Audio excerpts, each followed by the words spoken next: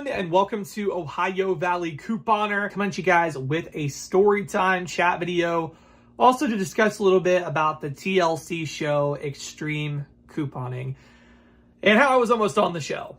Yes, but we're going to get into that in just a little bit. However, I do want to say, before I start talking about Extreme Couponing, the show, I do want to say I'm thankful for this show, because without it, many of us never would have even considered couponing as an option. Like, I don't know if I ever would have put two and two together about coupons equal free stuff. I don't think I would have realized the science behind it. So this show brought really good awareness to couponing and that this was possible. So for that, I am thankful. However, this show, in my opinion, has also caused a lot of harm to the coupon community and to stores and to manufacturers and to couponers alike. The rules really tightened because of that show. A lot of fraud happened on that show. A lot of monetary loss happened on that show, with coupons being used on the complete wrong products.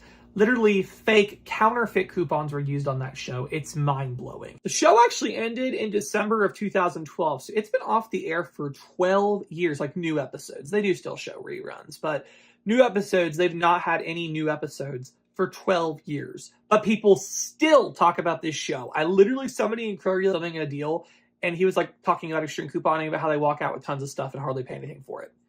That show, even though they broke a whole lot of rules, the objective that the, entertainment company wanted to get out of the show was to entertain people and to, fascinate people with coupons. That won. And it's still being talked about 12 years after the show ended. It's mind-blowing. But extreme couponing, I do appreciate the fact that it did bring awareness to coupons and that this is possible, not the way they're saying to do it, but it is possible to get free things and to make money and all that stuff. So I appreciate the awareness and kind of giving people the idea that coupons were a possibility. I don't appreciate all the misuse and how them, abusing the system caused a lot of innocent people to be impacted. A lot of couponers, the rules have been harder, and a lot of stores, stores were given all these fake coupons, and I don't know if they got paid for them or not. There's very, very fascinating, research done on a website. I will have a link down below. Her name is Jill Cataldo. She did really, really good in-depth research on extreme couponing and calling out the fraud, basically. So yeah, I will have a link to her site down below, and she has some phenomenal articles all about extreme couponing and the fraud, and even talking to somebody who was on extreme couponing, stores apologizing for being on extreme couponing. She highlights a bunch of stuff that happened in that time. So definitely, I'll have a link to check that website out. However, I was never on the original run of extreme couponing. Some people think I was. I've had several people think I was on extreme couponing. I think I know who they think I look like. I am not him. He's a different guy, lives in California or lived in California. I was not on extreme couponing. I mean, he was a teen, so I see why maybe people thought it might have been me. I can confirm it was not me. But anyways, extreme couponing, it ended in 2012. They continue to show reruns, and people loved it. I mean, people still talk about it, like I said.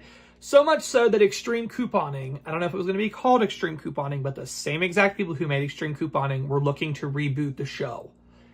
After 2020, after the pandemic and all of that, they were looking to reboot the show. Anyways, though, they were looking to get this show started, and they actually went through and contacted a ton, probably 90% of all the couponing YouTubers at that time. Because I remember being in a group chat and a bunch of us were like, oh, we got a contact from, the extreme couponing people or whatever, wanting to have an audition. It was insane. It was insane. We were all pretty stoked about it, because this is really cool that we've been recognized and that we could possibly be on a TV show. And so it was a really exciting, big deal. And so I spoke personally with a producer, and we talked about, having an audition, things like that. They were going to have auditions. We all were going to have auditions and do a Zoom call or something, and be, had very strict requirements that wanted it to be a certain way. As far as wanting the background to look a certain way for your audition, not for the show, for the audition. So, it was pretty crazy. I was trying to think of ways, what I could do to best showcase, because basically what they want you to do is to really pitch why you would be a good fit for the show and just show how extreme you really are about couponing. That's what they're doing. That was what their point was. Their objective is to find the extreme couponers, like you'd see on the show. But, I, at first, when I got the call and the email and was contacted by these people, I was pretty stoked, pretty blown away that because of my channel at that point, I mean, it wasn't the largest in comparison to some other couponing YouTube channels. So I was still invited to be on this show, like to audition. It was like a really, really cool opportunity. I was like, wow, this is so cool.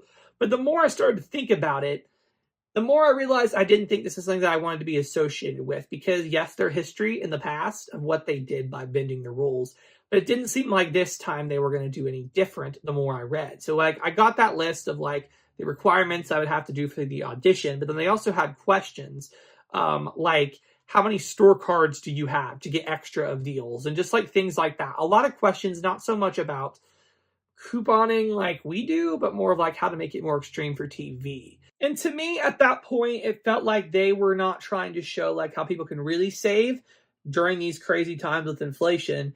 It felt more like they were just trying to have another extreme, extreme show to show unrealistic couponing and couponers. Because here's the deal. You don't have to spend 40 hours a week couponing anymore. Really, you never did, but some people did spend that long. You don't have to do that. Go to YouTube, watch a couple of videos, go through your rebate apps. It doesn't have to be this huge drawn out thing. But is that interesting enough for TV? But for producers, probably not. It's more interesting. It's more captivating for an audience to show a promo of them putting, 500 things of toothpaste in their cart than to show saving 50% on your grocery bill. That's more TV worthy, I guess. And then also I was to the point where this is a big thing.